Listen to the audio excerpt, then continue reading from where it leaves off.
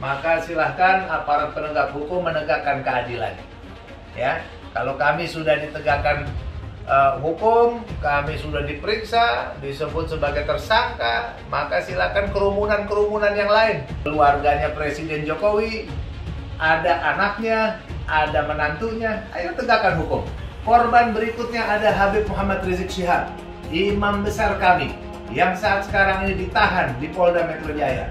Ayo kepada segenap simpatisan, segenap para pejuang, kita berjuang bersama-sama. Itu adalah ketidakadilan. Ketidakadilan ini sumber daripada kelemahan negara. Maka kita minta keadilan di sini. Termasuk juga ya, tanpa pandang bulu, hukum harus berlaku untuk semua. Gua lihat nih ya, lihat Jokowi pun najis banget ya mukanya. Geli, jijik, amit-amit, ya bang bayi. Dia tuh kan pekerja partainya si ngentot goblok PD Kontol Perjuangan kan, yang punya otak, yang nggak punya otak banget. Sampai detik ini, gila, duit negara hilang gara-gara dia juga. Mereka ini nggak pernah beres di kerjaan, minta-minta jadi gubernur, tapi tanggung jawabnya nggak ada. Itulah para ngentot yang namanya Jokowi sama Megawati, semuanya udah gak ada bagusnya di depan mata gue. Bisanya apa sih mereka sih? Kan cuma bisanya ngewek doang, tau nggak? Minta kerjaan tapi minta duit gede, tapi gayanya mau kayak pemimpin. Ya elah, udah bergaji tapi minta gayanya kayak pemimpin. Otaknya gimana ya? Ngerti nggak sih bahasa Indonesia? Kalau pemimpin itu bagaimana definisinya? Yang bukan pemimpin definisinya gimana? Nggak ngerti itu bahasa. Kami selalu berusaha untuk profesional, transparan, dan objektif. Rekonstruksi yang dilakukan belum merupakan hasil final. Yang melakukan tindak pidana dan untuk menciptakan rasa aman masyarakat, kami akan melakukan penegakan hukum. Ya, jadi tidak ada kaitannya dengan apa-apa. Kami ingin Jakarta ini aman. Kodam Jaya dalam hal ini TNI siap mendukung apa yang menjadi langkah atau tindak lanjut yang diambil oleh Polda. Kesediaan dari para tokoh-tokoh dan berbagai pihak yang bersedia untuk menjaminkan atas penangguhan penahanan Habib Rizik Syihab. Dalam hal ini menyuarakan untuk kebebasan Habib Rizik Syihab tanpa syarat. Kan ada pernyataan, mana mungkin punya senjata. Silahkan buka data, ada 37 mantan anggota FPI atau yang masih aktif terlibat kasus. Dan saya tahu ya Habib Rizik itu tidak akan berontak. Berontak pakai apa? Pakai pisau dapur atau pakai ketebel kan nggak mungkin. Pertanyaan yang patut juga diajukan, berapa orang itu di mobil? Masa empat-empatnya cuma dikawal sama 2 orang saja petugas? Nah ini makin aneh. Saya sangat menyesalkan proses yang terjadi pada Habib Rizik Syihab, baik dari proses penersangkaan yang sangat terburu-buru, kemudian penahanan, bersedia untuk menjaminkan diri saya untuk penangguhan penahanan terhadap Habib Rizik Syihab. Umat Islam terutama yakin bahwa Habib Rizik tidak bersalah. Dengan ini kami emak-emak menyatakan sikap bahwasanya apabila Imam Besar Habib Rizik Syihab ditahan, maka kami emak-emak siap untuk menggantikan Imam Besar Habib Rizik Syihab. Bagaimana emak-emak siap? Siap! Takbir! Allahu Akbar! Hai polisi-polisi Dajjal, kamu boleh memberi keterangan palsu kepada manusia yang ada di muka bumi ini. Tapi Allah tidak tidur. Allah Maha menyaksikan. Polisi-polisi Dajjal, tinggal tunggu ajab dari Allah yang akan menghukummu. Kalau dia seorang imam, betul-betul imam betulan, kenapa dia tidak bisa kontrol masyarakatnya ataupun umatnya? Apapun juga yang menjual agama atau menggunakan agama untuk memecah belah umat, itu harus segera dibereskan. Karena agama itu dijual, dipolitisasi untuk politik. Itu yang nggak boleh terjadi. Ujaran penggal kepala, apa itu bukan ujaran yang membahayakan? Dan sekarang kalau memang dia betul-betul ulama dan imam yang betul, dan bukan imam abal-abal, kontrol dong umatnya. Mengontrol umat saja nggak mampu gitu loh. Nggak boleh sekali lagi ormas mengalahkan negara. Negara harus mengalahkan ormas. Dan percayalah, sebagai penutup, yang kalau Anda menjolimi saya, yang Anda lawan adalah Tuhan yang Maha Kuasa, Maha Esa. Dan saya akan buktikan satu persatu dipermalukan nanti. Terima kasih. Ditangkap di Borgol, di penjara. Rekonsiliasi apa? Kalau rekonsiliasi itu ada konflik antara kita dengan Rizik Syihab. Lah orang yang ditahan-tahan kayak Abu Bakar Basir dan sebagainya kan tidak ada hubungannya dengan Habib Rizik. Pemerintah ragu, ini kan sudah jelas ada kesalahannya. Tapi ada yang mengatakan wah itu kriminalisasi gitu. Itu biar aja hukum nanti yang membuktikan. Nah, Ustaz Mahir udah masuk, Ustaz Yusnur masuk, nampakku kau tak lama lagi gitu. Tak takut saya, paling pantang saya diancam-ancam. Belum kenal kan sama serahkan senjata. Baik, kita akan bawa senjata, kita serahin. Kita serahkan sebagian senjata kita. Kita simpan sebagian yang lain untuk jaga-jaga, sudah. Kira-kira jelas tidak? Nggak bisa, saudara. Kami tidak akan biarkan mereka tidur tenang sampai mereka lari gelombang semut. Wah, dia ngomong, Habib, musuh punya pistol, kita nggak punya. Kadang-kadang intelnya SD nggak lulus sih. Betul? Betul? Kalaupun mati, cuma 6 orang yang mati. Sisanya 1000 yang punya pistol habisin. Kita tantang mereka untuk perang melawan kita. Kau pakai parang, kita pakai parang. Kau pakai bedil, kita pakai bedil. Kau pakai granat, kita pakai granat. Kau pakai amunisi, kami juga punya amunisi. 7 hari, 7 malam, pecah perang. Tidak mau diajak revolusi akhlak. Sudah saatnya umat akan melakukan jihad untuk kembali memerdekakan Indonesia, saudara. Takbir, takbir, takbir.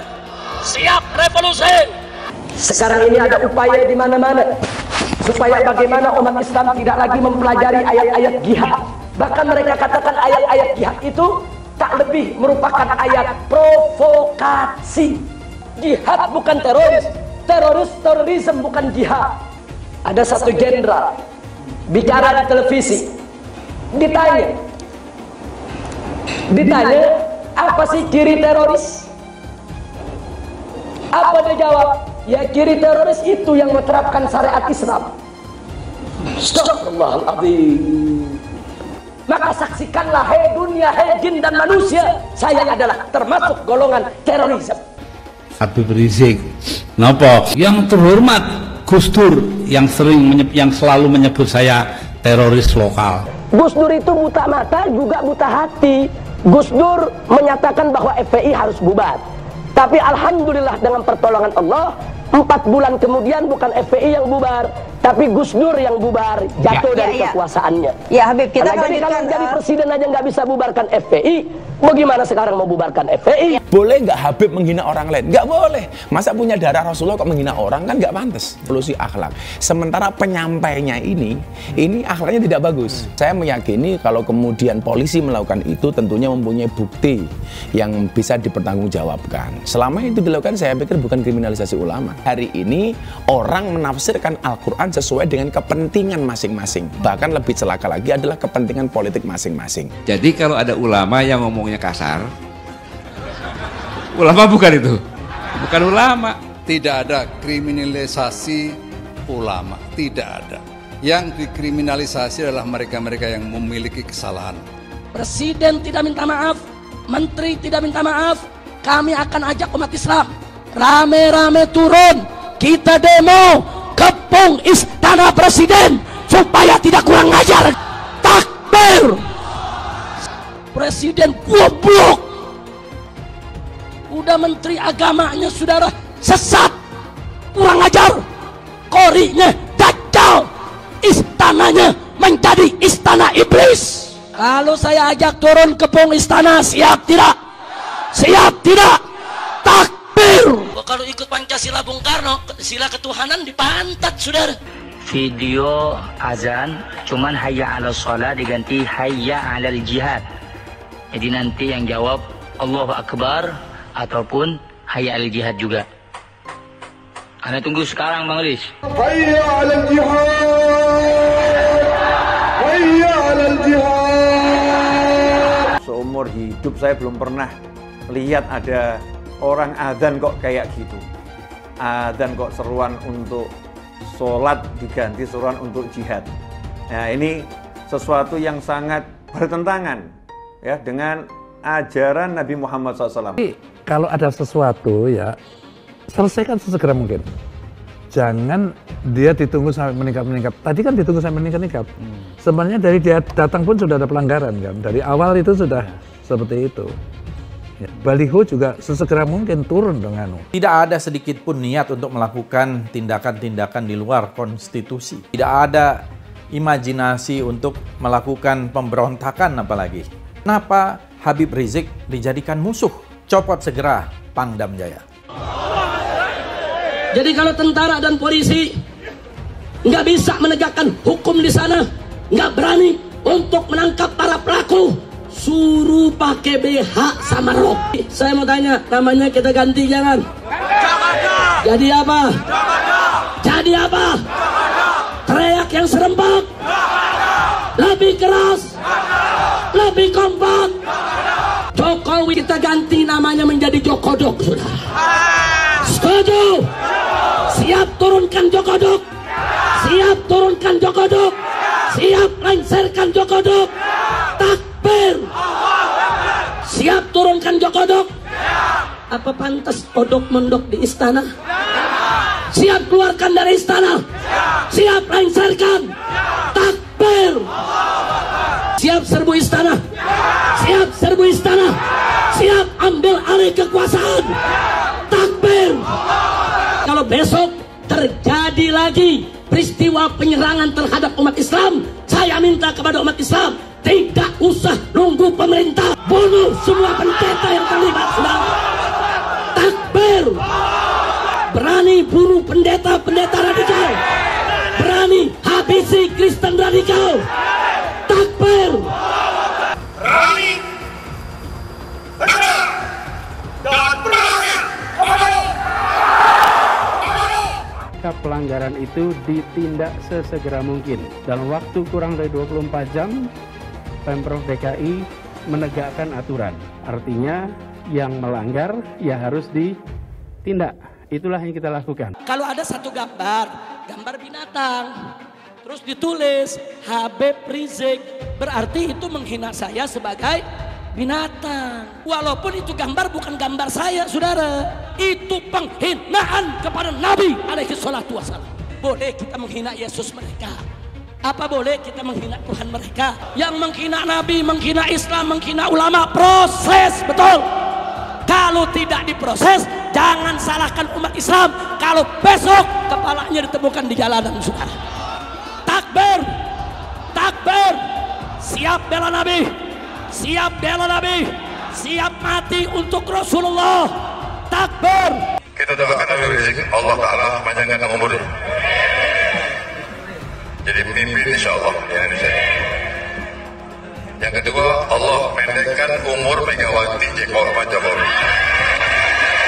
Al-Fatihah. Ada lonte hina Habib. Lonte ikut-ikutan ngomong, lonte hina Habib digagak polisi, ditangkap enggak, dijagain, jangan-jangan minta jatah kali.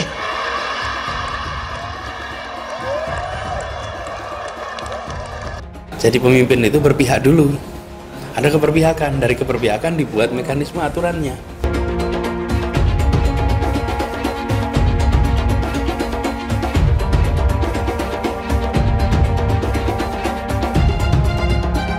Maka konsekuensinya kita bisa menyaksikan lonjakan kasus seakan kita kembali ke bulan-bulan sebelumnya.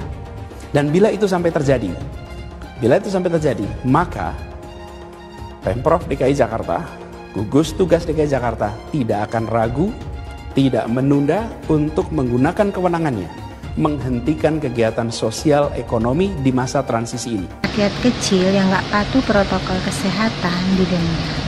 Giliran ada yang bikin kerumunan ribuan orang berkali-kali dibiarkan. Ada yang dari luar, gubernurnya malah sowan. Kenapa takut? Padahal tegas itu yang dirindukan kami, rakyat Indonesia. Gubernur goblok. Berpotensi besar untuk melarikan diri. Itu yang nggak boleh kita lupa tuh. Untuk segera ditahan. Karena sudah berulang kali selalu mengulang-ulangi penodaan agama, ditambah berpotensi untuk melarikan diri. Pancasila Soekarno, ketuhanan ada di pantat. Anak Tuhan dari mana? Kalau Yesus anak Tuhan, bidangnya siapa? Besok di seluruh wilayah Indonesia kami katakan dalam. Padahal dia minoritas. Dia mulai tahu pertama kafir, kedua goblok. Kitab Bible Kristen itu bohong. Saya bukan mengatakan Bible Kristen fiksi. Bible Kristen itu palsu. Karena di salib itu ada jin kafir. Karena di salib itu ada jin kafir. Karena di salib itu ada jin kafir. Haleluya. Saya nggak pernah mundur untuk kebenaran, keadilan, kejujuran. Dan peri kemanusiaan, gue nggak pernah mundur. Dan gue nggak pernah takut juga sama lu. Siapapun yang rasis, gue akan hadapin. Gue bilang. Karena rasis itu dia berperi kemanusiaan. Sama saya ditanya dulu kan, kamu nyesel nggak statement kamu di Pulau Seribu sehingga masih masuk penjara? Tidak pernah nyesel. Karena saya mengatakan kebenaran. Hai teman-teman, saya mau memperlihatkan transaksi saya hari ini lakukan trading di eToro. Ini bukti transaksi saya untung $4.500 US, itu sekitar 68 juta rupiah. Semua keuntungan bisa saya dapatkan dengan fasilitas copy trading di eToro. Kalau saya bisa, kalian juga bisa guys. Oke, itu yang mau saya tunjukkan. Like video ini sekarang juga dan gunakan link di kolom deskripsi, maka kalian berhak dapat bonus kalian. Promo ini ada masa waktunya, jadi jangan ketinggalan. Bukan cuma itu saja, transaksi tidak dikenakan fee, baik itu investasi saham, trading forex, komoditas, bitcoin, dan lainnya. Kalian bisa melakukan transaksi berapa kali pun atau unlimited trading. Dan tidak ada fee sama sekali. Jika transaksi di tempat lain sudah berapa fee-nya. Setelah nonton video ini, ayo bergabung dengan eToro hari ini, gratis dan tidak ada minimal deposit. Pastikan kalian menggunakan link di kolom deskripsi untuk mendapatkan welcome bonus. Kalian bisa menggunakan bonus $100.000 di akun virtual untuk latihan. Bukan cuma itu, kalian akan dapat kelas trading online gratis senilai 3 juta rupiah atau $200 jika kalian deposit di bulan ini. Selamat menonton guys, enjoy! Hai semua, dengan saya Jonas Leong. Terima kasih banyak buat kalian penonton setia yang selalu menonton di channel ini. Saya secara personal sangat menghargai waktu kalian. Dan saya sudah menganggap kalian sebagai family karena kalian selalu support di channel ini. Bagi kalian yang selalu menuliskan opini kalian di kolom komen, saya baca komen kalian satu persatu. Saya baca komen kalian untuk mengetahui opini kalian, tanggapan kalian, dan masukan kalian sangat berguna untuk video selanjutnya. Terima kasih banyak buat kalian yang selalu menekan tombol like di awal video. Video seperti ini membutuhkan waktu dan juga research. Dan ini semua gratis untuk kalian. Jadi pastikan mencermati beberapa pertanyaan terkait dengan rekonstruksi, maka hari ini saya perlu jelaskan bahwa rekonstruksi yang kita lakukan tadi malam itu adalah bagian dari proses penyidikan yang dilakukan oleh Barreskrim Polri. Artinya rekonstruksi yang dilakukan belum merupakan hasil final. Apabila ada temuan-temuan baru terkait dengan tambahan-tambahan keterangan, informasi, saksi maupun bukti-bukti yang lain, tentunya tidak menutup kemungkinan bisa dilanjutkan dengan proses rekonstruksi lanjutan. Yang perlu saya tekankan bahwa dalam rekonstruksi yang tadi malam kita lakukan, kami selalu berusaha untuk profesional, transparan, dan objektif. Dalam hal ini kami mengundang Komnas HAM, Amnesty International, dari Kontras, Imparsial, dan juga Kompolnas. Walaupun yang datang hanya dari Kompolnas, namun demikian kami tetap menghargai independensi dari rekan-rekan pengawas eksternal yang lain. Dan tentunya di dalam setiap kegiatan kami selalu juga didampingi oleh pengawas internal, dalam hal ini Divisi Propam Polri. Tentunya untuk perkembangan penyelidikan selanjutnya, sebagaimana pernah kami sampaikan bahwa kami selalu membuka ruang apabila ada informasi baru ataupun saksi-saksi baru yang memahami dan mengetahui peristiwa yang terjadi untuk kami periksa dan menjadi tambahan di dalam melengkapi penyidikan kami. Kami akan terus menjaga transparansi, menjaga profesionalisme, dan tentunya di dalam setiap perkembangannya akan kita rilis pada saat penyidikannya nanti sudah menjadi jauh lebih lengkap. Mungkin itu yang bisa kami sampaikan. Ya, artinya begini, rekonstruksi adalah bagian dari penyidikan. Tentunya terhadap temuan-temuan baru, kami akan selalu menerima, apalagi apabila itu memang berhubungan langsung. Apakah itu temuan-temuan di lapangan, apakah itu saksi yang mengetahui langsung, itu tentunya akan kami akomodir. Karena ini bagian dari profesionalisme. Proses yang kami tangani saat ini terkait dengan adanya laporan penyerangan terhadap petugas. Namun demikian, tentunya kami akan mendudukkan dalam posisi yang manakala ada masukan yang lain, yang sebaliknya tentunya kami juga akan mengakomodir. Jadi ini sedang berproses, jadi kami serahkan kepada penyidik kami untuk terus melanjutkan, sehingga kemudian hasil akhir dari proses penyidikan kami betul-betul bisa dipertanggungjawabkan. Yang pertama, sejak kemarin ya sudah 24 jam kita diperiksa. Alhamdulillah pemeriksaan berjalan dengan baik, dilayani dengan baik. Selesai sudah pemeriksaan, saya diperiksa ada sekitar 63 pertanyaan, dan insya Allah ta'ala semuanya bisa berjalan dengan baik. Nah, tinggal saat sekarang ini, kalau saya sudah diproses secara hukum atas pasal kerumunan, maka kita minta keadilan di sini.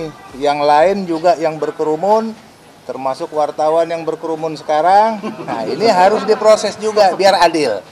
Ya, nah termasuk juga ya tanpa pandang bulu, hukum harus berlaku untuk semua. Untuk semua, bukan hanya untuk kalangan tertentu, golongan tertentu, apalagi Maulid Nabi mengarah kepada ulama dan lain-lain. Ya, hanya sebatas itu adalah ketidakadilan. Ketidakadilan ini sumber daripada kelemahan negara. Oleh karena itu saya berharap ke depan kita semuanya tetap tetap berjuang dalam menegakkan kebenaran dan keadilan, apapun resikonya. Lanjut pemeriksaan, saya berkeberatan, saya berkeberatan untuk diperiksa sebagai saksi karena saya fokus dulu dengan urusan tersangkanya saya. Gitu. Jadi sudah selesai semua, kita jawab dan insya Allah ta'ala semua berjalan dengan baik. Sudah semuanya ada ya seputar masalah kerumunan dan lain-lain. 93 betul. Ya. Oke ya. Oke. Kalian menekan tombol like-nya supaya saya mengetahui kalian menyukai konten yang saya bagikan. Habib Rizik itu seorang pejuang ya, artinya siap menghadapi resiko apapun. Akan tetapi kita tidak bicara siap atau tidak siapnya beliau, kita bicara mengenai bagaimana penegakan hukum ini berjalan dengan adil dan kebenaran dapat kita suarakan juga ketidakadilan. Itu secara logika hukum itu, menghasutnya itu ketika ada peristiwa di Tebet, kalau hasil otopsi kita tidak pernah menerima dan kita menganggap tidak ada otopsi. Karena otopsi itu harus dengan persetujuan keluarga, dan keluarga menolak adanya otopsi itu, menolak dimandikan. Menurut pihak kepolisian mereka melakukan otopsi. Saya melihat yang pertama, jenazah pertama ya, ada dugaan banyak bekas penyiksaan karena nggak lazim jenazah di sininya agak terkelupas gosong seperti itu. Kita belum menanyakan hal tersebut. Itu ada ranah dari Komnas HAM. Kita sudah menyerahkan kepada Komnas HAM mengenai kelaskaran dilarang membawa atau menggunakan senjata api, dalam hal ini termasuk senjata api. Nah, kemudian juga pernyataan dan penjelasan dari pihak keluarga. Mereka mengatakan ya jangankan senjata api ya, itu jauhlah dari sisi harga lebih baik kita untuk membantu bencana kemanusiaan dibanding untuk membeli itu gitu kan. Upayanya kita tetap menyuarakan ini ya, supaya kebenaran dan ketidakadilan serta dugaan pelanggaran-pelanggaran HAM ini segera terkuak, siapa aktor intelektualnya, kemudian siapa pelaku-pelakunya, dan harapan kita ini yang terakhir adalah kita sangat sayangkan dan semoga ini menjadi hal yang terakhir. Yang melakukan tindak pidana dan untuk menciptakan rasa aman masyarakat, kami akan melakukan penegakan hukum. Ya, jadi tidak ada kaitannya dengan apa-apa. Kami ingin Jakarta ini aman.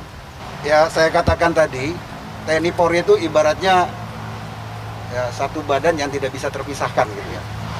Sehingga menyangkut dengan keamanan kota Jakarta ini, ya, memang dalam hal ini, dalam situasi damai, maka Polri yang menjadi tugas pokok utamanya. Tapi ingat, bahwa keamanan itu tidak hanya dalam rangka Kamtibmas, ada juga keamanan dalam rangka kesehatan seperti COVID seperti ini.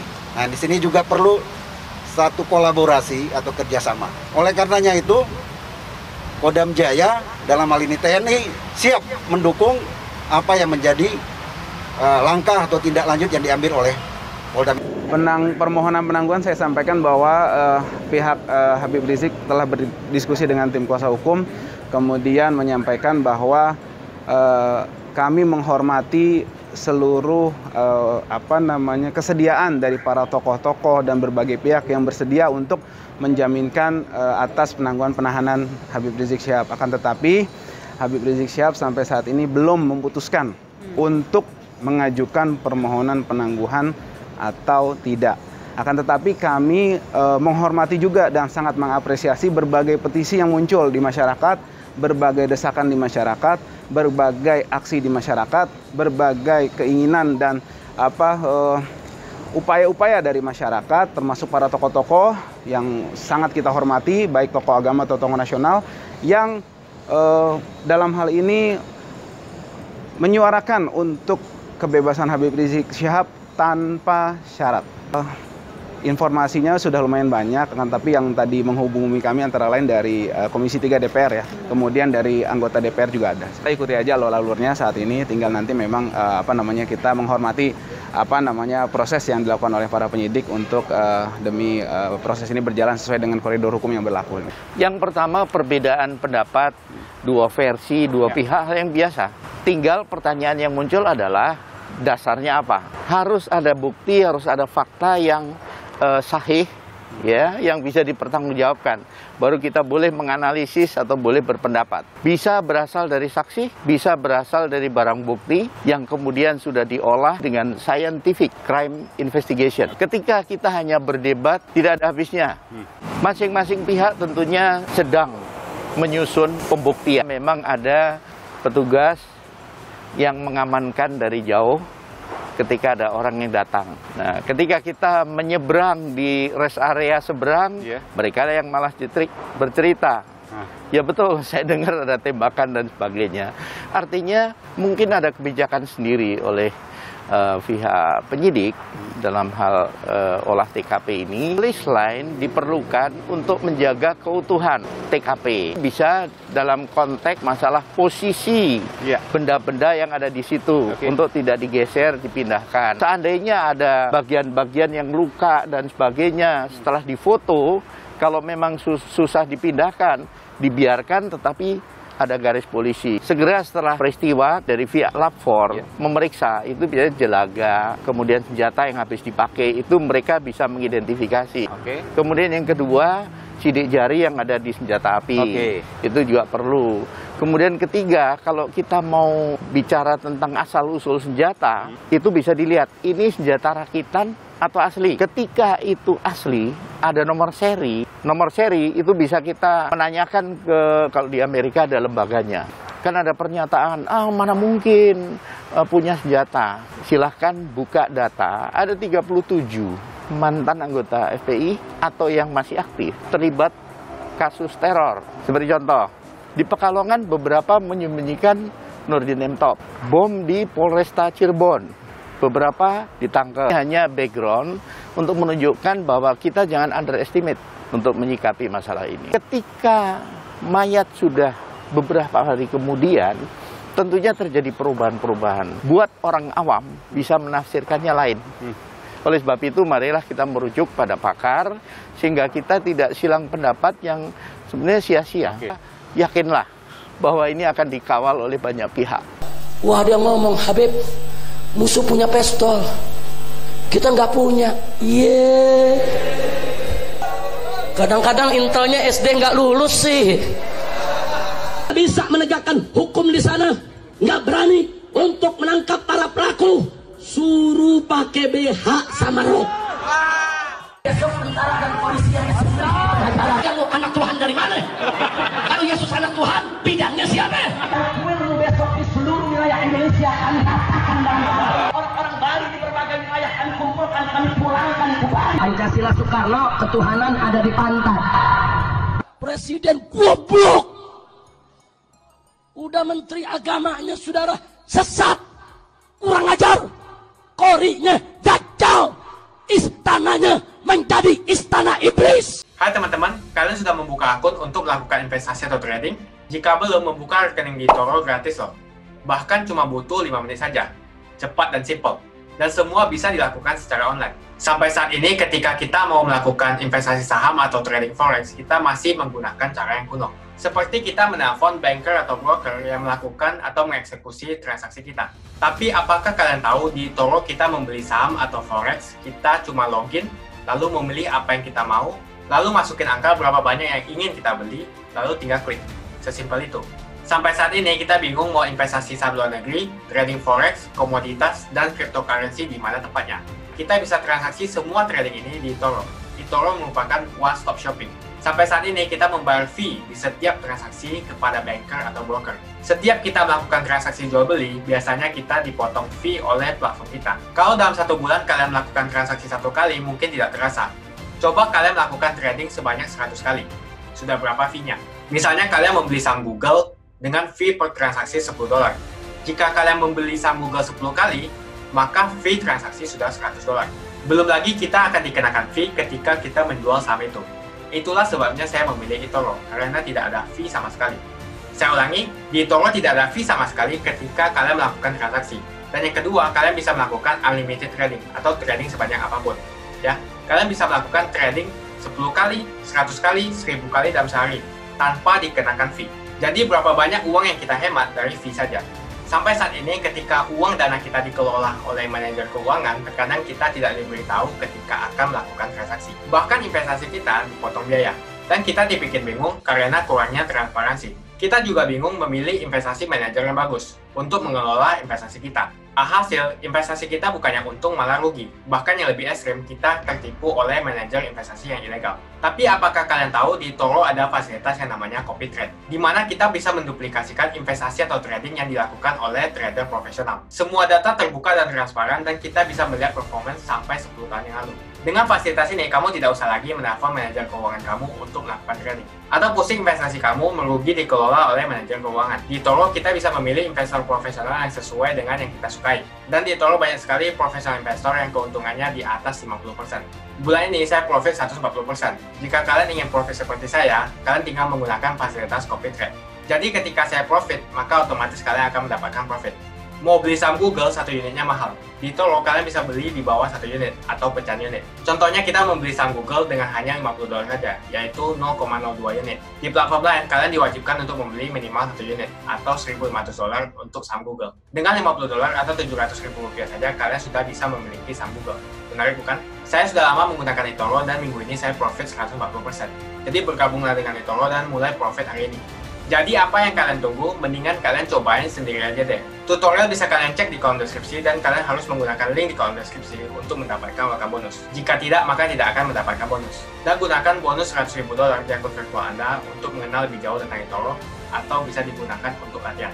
Bukan cuma itu, kalian akan dapatkan kelas trading gratis yang nilainya Rp3 juta jika kalian deposit di bulan ini. Makasih banyak buat kalian yang nggak skip dan nonton video ini sampai habis. Saya secara personal sangat menghargai waktu kalian. Makasih banyak buat kalian yang sudah tekan tombol subscribe, dan makasih banyak buat kalian yang sudah tekan tombol loncengnya. Jangan lupa bagikan informasi ini ke teman atau family Anda. Mungkin teman atau family Anda membutuhkan investasi ini. Oke guys, sekian dulu dari saya. Jangan lupa follow Instagram saya di @johannesleongofficial untuk kata-kata motivasi setiap harinya. Bagi kalian yang termotivasi nonton video ini, ayo like video ini dan subscribe di channel ini. Dan buat kalian yang sudah subscribe di channel ini, jangan lupa tekan tombol loncengnya, supaya kalian mendapatkan notifikasi setiap kali saya upload video. Hai teman-teman, terima kasih banyak buat kalian yang sudah menekan tombol join atau sudah bergabung di channel YouTube Jonas Leong. Ini adalah salah satu fitur dari YouTube di mana kalian bisa mensupport channel Jonas Leong untuk lebih semangat membuat konten-konten lainnya. Apa kelebihan ketika kalian join membernya Jonas Leong? Yang pertama, kalian akan mendapatkan badge atau tanda khusus untuk kalian semua, seperti ini. Kita mulai dari new member, 1 bulan, 2 bulan, 6 bulan, 1 tahun, dan juga 2 tahun. Jadi semakin lama kalian berlangganan dengan membershipnya Jonas Leong, maka badge Anda akan berevolusi menjadi lebih bagus dan menjadi lebih baik lagi. Yang kedua, kalian bisa menggunakan banyak emoticon yang bisa Anda pakai, seperti ini. Jadi kalian bisa berekspresi menggunakan emoticon yang sudah saya sesuaikan untuk kalian semua pendukung Jonas Leong. Tentu saja ada perbedaan antara orang yang belum membership dan sudah.